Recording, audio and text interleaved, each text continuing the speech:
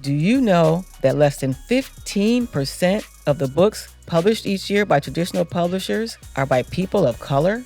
Well, on Girls Talk Books, we dive into the heart of the publishing industry, tackling the issues of diversity, representation, and access while celebrating the authors and trailblazers who are breaking barriers and making a difference. Whether you're an aspiring author, a publishing pro, or just love a great story, this is your space. So grab your notebook, your favorite drink, and let's turn your publishing dreams into reality. This is Girls Talk Books, where your voice matters. Let's go. Before there were history books, every story was passed down through oral tradition. In the African culture, the keepers of those stories were the griots. One of those modern-day griots is George Bayard. What started as a collection of African-American history has now grown into one of the largest African-American museum and archives in West Michigan. Let's welcome George Bayard, the founder of the Grand Rapids African-American Museum and Archives. All right, welcome to Girls Talk Books. Today we are here with George Bayard, who is the founder and executive director of the Grand Rapids African-American Museum and Archives. Correct. Thank you for joining us today on Girls Talk Books. Thank you, Sonia. Even though he's a guy, you can still talk, talk on our show. Oh, yes. So you have this beautiful museum here and bookstore and library. I'm seeing all the books that you have here. And I was talking to you earlier about the archive. Yes. If I worked at an archive, I'd have been fired because there are so many stories in archives that haven't really been told yet. But it's so important for us to have a place to preserve that history. That's exactly our mission, is to collect it, to preserve it, and then display it. And, having a museum here in Western Michigan is a big thing. Everybody's very familiar with Charles Wright in Detroit and Motown Museum down there. But here in the western side of the state, we're the only museum. Wow. There's a couple, up in Big Rapids. There's a Jim Crow Museum, and there is one in Muskegon Heights. But for the second largest city, we really deserve something that helps the people collect their memories, their history, and then retell it. I love it. I love it. So before we get more into that, let's do a little backtracking about you and your life. Tell us a little bit about where you're from. And first of all, what books did you read as a child? What were some of the things that you read as a child? I knew you were going to say that. I'm at heart an artist. Okay. And so, I don't want to say I just got books to look at the pictures. Basically, that's what intrigued me, the artwork behind the stories that were there. So ones that had great illustrators were the ones that I gravitated to. Probably the very, very, very, very first one was Little Black Sambo. Wow. It was read to us, which is weird because we had an all-black school. So and you were in Philadelphia? We were in Delaware. Delaware, yes. Okay. And so I remember our teacher reading it to us, but I don't know why the story just fascinated me. But once I started looking into the book, I was even really young, I would see other copies, different book companies would put out different versions of it. And sometimes he looked African, sometimes he looked Indian, sometimes he looked, he didn't even look like like somebody who was black. And so it kind of intrigued me because there were all these different versions of it. And so I always wanted, because I think it originally was an Indian kid, but it evolved or devolved over the period of time to become, more Afrocentric and more African looking. And that was kind of the early transition for me to start looking into the artwork behind some of the books that I read. It's interesting because, when you talk about Sambo, to me, that's like a negative image of the Black culture, but they read it to you guys in school. He That's interesting. he was, but the story is that he's a hero in the end. Huh. He vanquishes the tigers and turns them into butter. So he was in the Little Black Sambo history of the story. I mean, he was actually a hero, and maybe that's why our teachers thought it was a book to read to us. We were in a neighborhood post World War II that was all Black. One of the very first in the country, from what I can find, post World War II neighborhood. All of our streets were named after African Americans. I lived on the corner of Ralph Bunch Boulevard and Mary McLeod Bethune Drive. Wow. And other streets were Jackie Robinson Drive, Marion Anderson Drive. And this was in the late, early 60s, late 50s. And all these people were still alive. And this is what city? This is Wilmington. Wilmington. Yeah, Oh, Wilmington, wow. Delaware. And it was a little south of Wilmington, Delaware. But it was a self-contained community. Our teachers lived right down the street. The pastors lived right up the street. Everybody was kind of in one little unit. Our school went from K to 8th grade, I believe. And our teachers were all from HBCUs. We had Black businessmen. We had people who owned their own businesses, and all were property owners. Everybody was owned their house. My dad, when he was done in World War II, came out. And this is one of the few places in the United States that the GI Bill worked. Normally, the GI Bill for African Americans, Black soldiers, was non-existent. They had it on paper, but when they went to try and cash them in or try to buy a house, the government wouldn't let them do it. And this was a partnership between the federal government, the DuPont family, who owned the land for the community, which was called Dunleith or Dunleith Estates, and it was one of the very first, from what I can find. I think there was one in New Orleans that was established about the same time, 1950. But for what I know, I don't know any other post-war suburban neighborhoods that were created for African American soldiers. Wow. And he raised a family, and as I said, we were very very much into African American culture because it was right there in front of us every day. And did you guys have a museum there? Like, how they teach We you? really didn't. It was in our school. Our school, like I said, was manned by HBCU graduates. So everything we learned was from our teachers. Unlike schools today, we had plenty of male Black teachers, which is a shortage today. We were like for science class, instead of sitting in a classroom, we just go outside and go into the woods, or it was a lot of land around it. We'd take science class outside. Wow. Our gym or our sports teams were, of course, probably the best in the area. Even though we didn't have a track, we had all the track records, and Wow. and then, like I said, it was a bucolic kind of a feel, but it was really just the fact that you could interact with everybody. I mean, like I said, our pastor at our church, there were two churches. Our church, Reverend Moyer, was a classmate of Dr. King. Oh, wow. And he actually brought Dr. King to Wilmington to speak.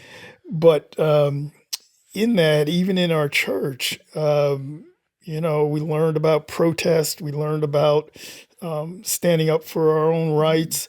And so it was all ingrained. And we were very happy to come from that environment. And I think in my, I'm going to say 7th or 8th grade, integration came in, and so we were bused to all white school, and we, we got in there, knowing that we were equal, and it caused for some problems in the new school, but they had a bunch of African American kids coming in, their students, who were proud. Right. They were proud, and they were knowledgeable about things that had to do with Black history. So when I graduated, went to University of Delaware. And that's a whole big story too. But my sister and I both graduated at University of Delaware. Yet we didn't know it at the time. And it gets back into the collecting part. We had land that abut up to Delaware State College. And so all this time in our family, nobody told us that we had land in Dover, Delaware, next to Delaware State College.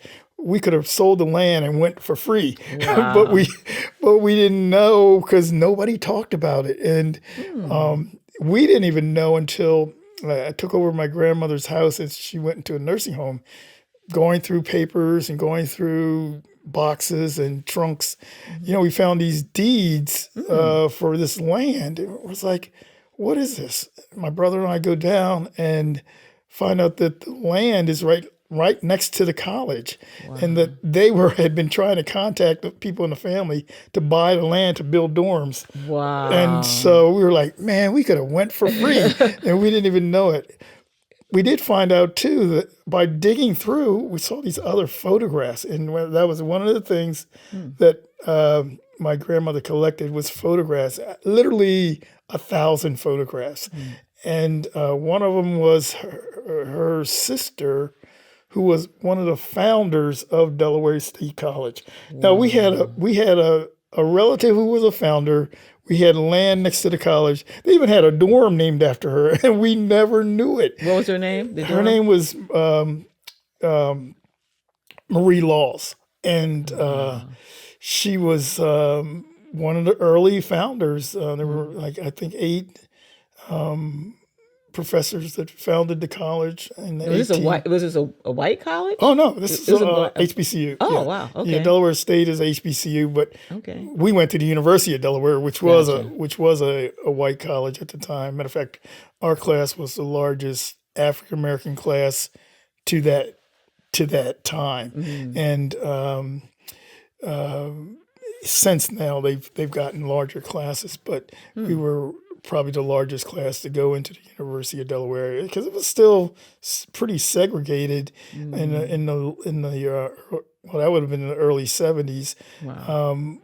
They just didn't recruit African Americans, and most of the African Americans in the state of Delaware, a small state, went to Delaware State College. I mean, so it was. So I want to know what happened to the land. So when you guys saw the deeds, did you guys still own it?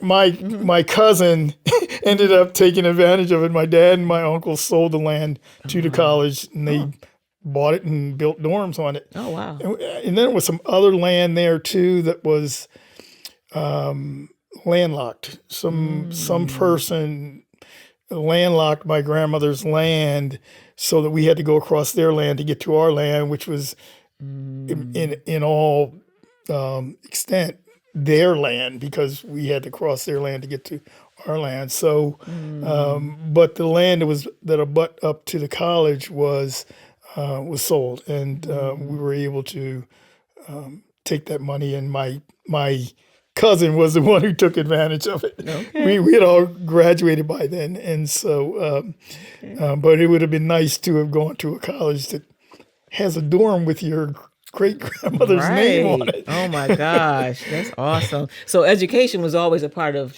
your family. It always was. My dad and my mom, they didn't go very far. My dad graduated high school and then went to the war, and my mom, I think, got as far as 11th grade. But they put in us a seed to excel, and my sister and I both graduated. My two brothers took the military route too, and they ended up going into war themselves. And but my sister and I did graduate with our degrees, and that was now passed on to our generation. Wow. And I think it's interesting because your generation grew up with streets named after African Americans who were still alive at that time. Right. There really may have not have been a need to have a museum because you were living it and you were learning it every day. Yes. And it wasn't until later, maybe the 60s or 70s, when they started having African American, museums, because this integration had got us away from just that pride in who we were on an everyday basis. Well, that parallels why we're here. We found that the things that were missing, especially here in West Michigan, were the fact that when we started our museum, we started with oral histories, and the whole theme of storytelling really took root to us. I mean, as we talk with people, we ended up getting stories and then contacts. Well, you got to talk to this guy. You have to talk to this lady. And so we were able to parlay that into a museum. Before we fast forward on my career, I graduated, worked for a couple art galleries in Philadelphia and Delaware, New Jersey, and then met my wife. She had a job here, so we moved to Michigan. Okay. So, but when we moved here with the intent of starting an art museum, art gallery, and so we did. She's an artist as well? No, she's a teacher. Okay. And what I wanted to do is to start an African American museum here, or African American gallery here in Grand Rapids, and because I knew art. I didn't really know archives. Okay. But I, at one point, because we were doing appraisals, because we were handling people's artwork, it kind of branched out. We started to handle African artifacts. Grand Rapids has been sending missionaries to Africa for years and years and years. So there's some collections here in town that are very, very valuable. They can go straight into the Smithsonian right now. Wow. And then they would ask us. They'd bring them to us and say, "Is this worth anything?" Or, "My dad died, and he left this box of stuff." And so we ended up starting to collect things other than artwork. Wow. Magazines, uniforms, records, Did you photographs. get any freedom papers or anything like that? You did? Yes, Okay. we've got a number of freedom papers, slave documents where they're listing the enslaved people, how much they cost. Wow. For accounting purposes in a lot of cases. There's a whole menagerie of things that can be collected, and I think that gets back to what we were saying before. Our history has always been disregarded and looked at as worthless. There's always been African American museums. As a matter of fact, the oldest African American museum is right in Chicago, the DeSable Museum.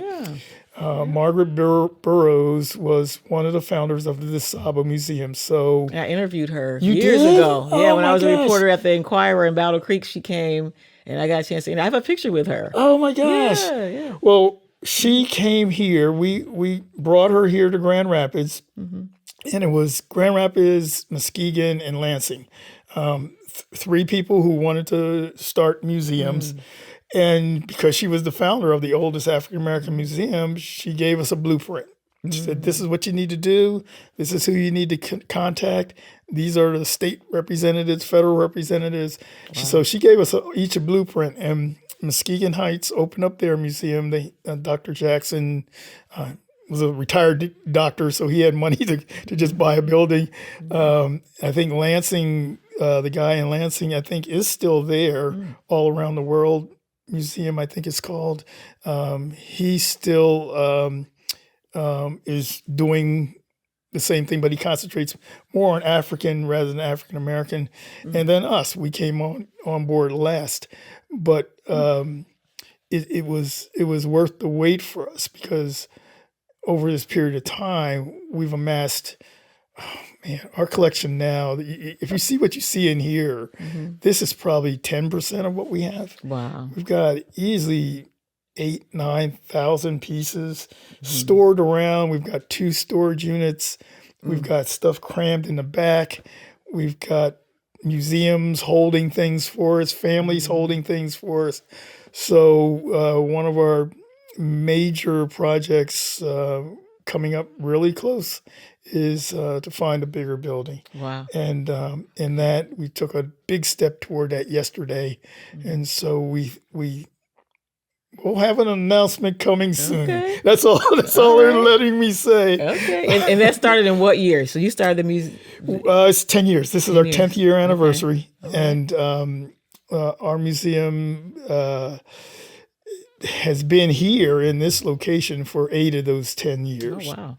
Before, we had kind of a pop-up museum. Matter of fact, I believe we did the Black Arts Festival with a pop-up one year when we first started. And then we did pop-ups around the community for different organizations. As a matter of fact, we have one in Civic Theater right now. They're doing the Color Purple. So we were able to draw from our collection items that reinforce the story of the Color Purple. And we did a talk back with the film crew just last Friday, and that went over really well, because they have a lot of local people doing the production. And for us, it's again just kind of retelling the stories. But we found that there are so many stories here in Grand Rapids. Once we started doing the oral histories, it was just amazing. Some of the people that came from Grand Rapids, many Al Green, Floyd Mayweather, the DeBarge family. Right. But then there are other people like Walter Bergman, who was a freedom rider, Emory Douglas, who was the illustrator for the Black Panther papers. Names that you might have heard or may not have heard, but they came from here, or they hail from here, or they spent time here, and people didn't know them. So we took it upon ourselves to tell those stories. Wow. And there's one African American woman who was she worked at, I think, at the YWCA. She was an African American woman. She was the first Black CEO, I think, of the Grand Rapids. She was Helen Clater. Right. And she was a scientist who helped develop, didn't she help develop like penicillin or for she was a polio or something? She was a doctor and worked in that field, I believe. But that's the same as I know we did something with a guy down in Kalamazoo that was relative to the lady with the Gila. Jermaine Jackson. Yes, Henrietta Lacks. Yeah, the Lacks. Right. Yeah. And we did his exhibit. His exhibit 3 years ago now. Okay. But there's all these connections within the state that people don't know about. I mean, I was just appointed to the governor's Freedom Trail Commission, which is studying the Underground Railroad through Michigan. Right. And of course, you got it down in Portage and other places down southern Battle Creek, and Coldwater, and I think Schoolcraft. Yeah.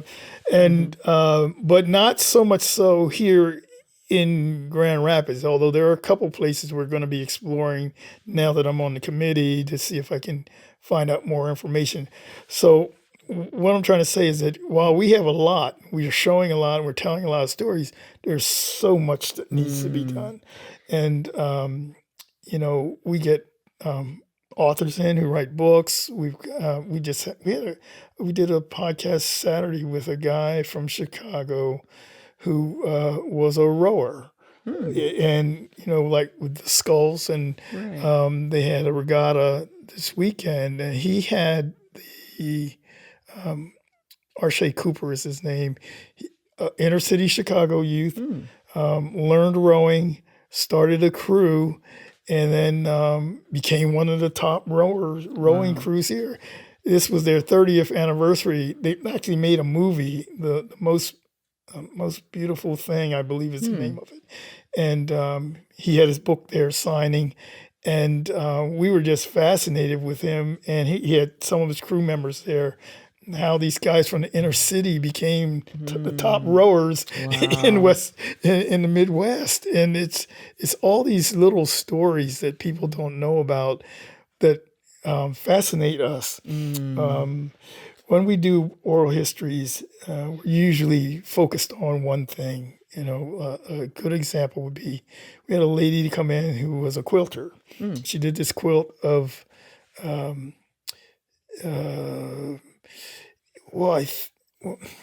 think it was of the March on Washington. But we were talking to her about this quilt, and there was another lady that came in and sat down next to her, and they were kind of talking while they were waiting to get the cameras and everything ready. And she started talking about working in this factory that made the atom bomb. Wow. and so we were like, wait a minute.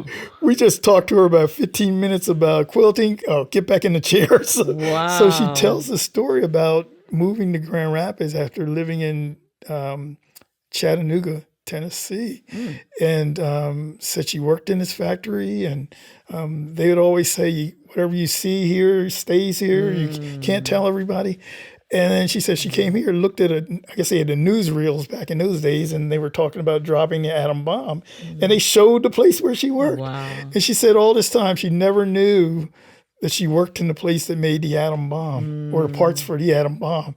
And so it's literally amazing when we talk to people. I mean, there are Tuskegee Airmen and Negro League players and people who were in the civil rights movement. I mean, who are just kind of walking around. And that's what I love about what you're doing, because you're making the awareness that these people are walking history books, but then we need to take it to a different level to say, how do we publish their stories, or how do we get their stories into the schools or into ways that we can share them with other people? Because when they're gone, their stories are gone. What I love about what you guys did when you started was you were collecting oral histories, and now the challenge would be to take those oral histories and bring them into light in some kind of way. So what are some things that you guys are doing maybe to share those? Are there book projects on the horizon? Documentaries, what are some things that you guys are looking to do or want to do with these stories? Well, we've done a couple documentaries already, and we're working with a group here in town to tell another story here in town. Dr. Todd Robinson wrote a book called City Within a City, which was kind of a monumental piece of literature here in Grand Rapids, because it really went back and dug into the racism that comes through Grand Rapids, called Grand Rapids Nice is what a lot of people call it, where kind of like they smiling in your face. And he really listed everything that happened, maybe 10, 15 years ago, 20 years ago. And so that's being made into a documentary. There's another documentary that's being made about the Auburn Hills area of Grand Rapids, one of the very first places that got integrated. The museum, we're envisioning an expansion. It is going to happen. And once we do that, we're going to redo all of our exhibits to tell stories. One of the things that we've been pushing is telling people to pull out this little device from your pocket, and that's how you can start with your own family. So we've got a lady coming in that's going to be doing a couple classes on oral histories, specifically to young people, and tell them how to interview family members. Okay. Wish I had one of these when I was young. Right. I did have one of the little old cassette reel. No, not even cassette. I had a little reel-to-reel. Okay. When they first came out, my uncle had a big reel-to-reel, and he was like, "Here, start with this one here." And so those tapes are long gone, but I it started an early fascination with just recording and getting the history down right. And so the other things that we're going to be doing, we have what we call the Never to Be Erased tour, where we tour other museums around the country. That's toward the end of the year. We've got a couple galas that are mainly fundraisers. We'll be honoring a gentleman here from Grand Rapids who in the 60s was one of the early activists, I would say. He was a student who just contacted. We've been trying a month to get a hold of the guy, but finally got a hold of him. He was in Jet and Ebony magazine for resisting facial hair. They were trying to make him shave his beard and mustache. They didn't ask the white kids to do it, and he resisted and got some fame for it, but never has been honored or talked about since. So we're trying to get a gala where we honor him. Every year we honor some history maker here in town. Oh, wow. Great. And then we have a Juneteenth gala coming up that's mainly a scholarship. It's called Our Ancestors' Wildest Dreams, and it encourages young people to write stories. Tell us your Juneteenth story. Tell us a story that now that you know about Juneteenth that relates to your own life. And so those are some of the projects that we have currently. Our education department right now is working with a number of schools. We have the only museum high school in the country here in Grand Rapids, and our education crew works with them every year to help them learn more about museum sciences and history, collecting. So what do you mean a museum high school? Is it a curriculum that goes into the schools, or is it your own? It's a self-standing school. Wow. Used to be our old museum. They turned it into a high school now. And so they have regular high school classes, but then their supplementary classes are museum related. They're next door to the museum storage unit, which is stores all of the archives for the public museum and the city of Grand Rapids. So they can just walk 2 doors down and have access to What's all the of school? What is the name of it? It's called a museum high school. Wow. Grand Rapids Museum High School. I love it. And it's the only one in the country that we know of. See, I would have went there. That would have been where I went to that me school. too. I want to go now. If they had one of those when I was growing up, I would have been right there. I love it. And I think it's like a charter act. No, I think you have to be recommended to get in there now because it's a waiting list. And I think they just graduated their first class maybe a year ago. That's exciting. Yeah. I love that. You guys are all a part of that. Oh, And then you have this amazing bookstore that's in here as well. We Are Lit Books is who owns this part of the museum. Hopefully they'll come with us when we do our big move. But it's been a great draw for people. You know the story about what's happening to our authors and our writers in bookstores and libraries now. Right. And we've become that fallback place where people can come and find those authors that are being banned and taken out of schools in other venues. And so we've got a rebirth of people coming in looking for books and looking for certain authors. I love that. And even with what's going on with the Smithsonian Institute in Washington, D.C., where they're saying they're trying to close it or take certain things out that they don't want shared or represented, that allows museums like yours or local museums to start highlighting and being that spot where people can come in their own communities and learn about that history and feel safe. That's exactly right. I mean, we are, we're I say the tip of the spear is what I say a lot, because it's the first place people come when they want to. They can't find something. I mean, you can almost find anything online, but still, there's something about a book, grabbing a book, and it's one of the things that I've just started doing myself is collecting first editions. We've got maybe 40 or 50 first editions, rare books now. Wow. And so when we open up, we've got a ton of regular books, but the rare books will be behind glass someplace that people will be able to look, but they won't be able to touch them. But I mean, some Dr. King first editions, Carter G. Woodson, Marcus Garvey. We've got a number of them that we collected over the years. And it was one of the very first things that I started collecting other than art. Once I found the value of them and that people were just getting rid of them. Right. They don't know the value. You could walk into a Goodwill and this is a first edition. Right. Exactly. Well, this has been great. Now, did you do your homework of your Once Upon a Time story? Oh, okay. I might have already said it, but Once upon a time, there was a little boy who... It was a little boy who liked collecting things. And he collected baseball cards, comic books, and had a whole box of things under his bed. When he went to college and came back after his sophomore year, the box was gone. And his mother said, I had to get rid of all that stuff. And she didn't know that it was it was like maybe 12 years of collecting things from all over. And it just bummed me out. But then when he moved into his grandmother's house and found that she also was a collector, it reinforced it. But she had things like Colt revolvers or Stetson hats or land. Right. And so when we went through, he said had a Civil War uniform, all kinds of things. She had a Monopoly game where the houses were wood. And so when I moved here to Michigan, I told my dad and my uncle, don't throw out that stuff in grandmother's basement. Go through it first before you throw it out.